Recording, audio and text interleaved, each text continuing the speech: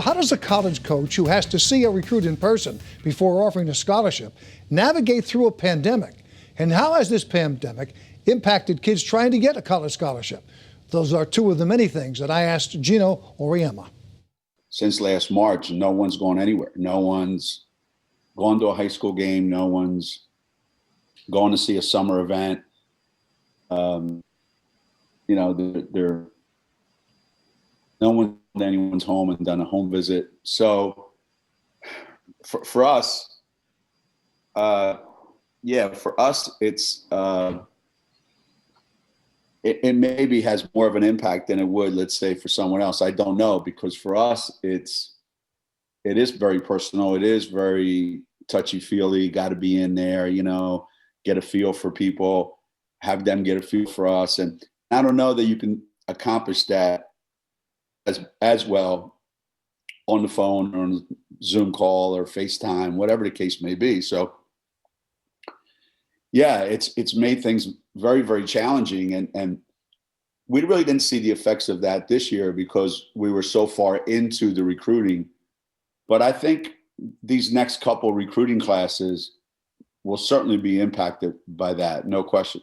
Do you think now, to make up for the impersonal stuff you can't do, you have to see more tape, more video, give yourself some more opportunities to be judging them from afar?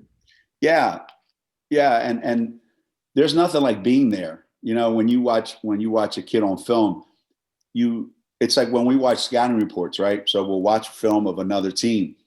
Whenever we watch them, and then when they show up and we're playing them, it never looks the same. It never does. Sometimes you go, man, these guys are a lot bigger than they are on film, or they're a lot quicker than they looked on film, or they're not as quick as they looked on film, whatever the case may be. But when you are there in person and watching a kid play, you can get a feel for all of it, how they are on the court, how they are off the court, the little nuances that go into making a player a good player. And right now, that's difficult to do. Have you ever closed a decision on a kid in their senior year? Can the senior year be important to whether or not they could get a scholarship at UConn? It can be. I think the kids that were most affected by all this have been the next level kids down, because they didn't get a chance this summer to make a jump. So if people remember them as being at this level, then that's where they're going to be.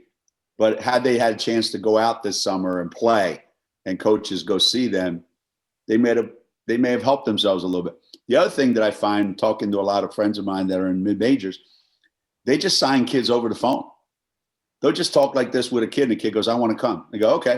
And they'll sign it. No visit on campus, no going to see the kid, no, just, and I hear coaches say too, look, with these new transfer rules, the kid can leave whenever they want. So, it's not like I'm out of the ordinary here. Everybody's doing the same thing.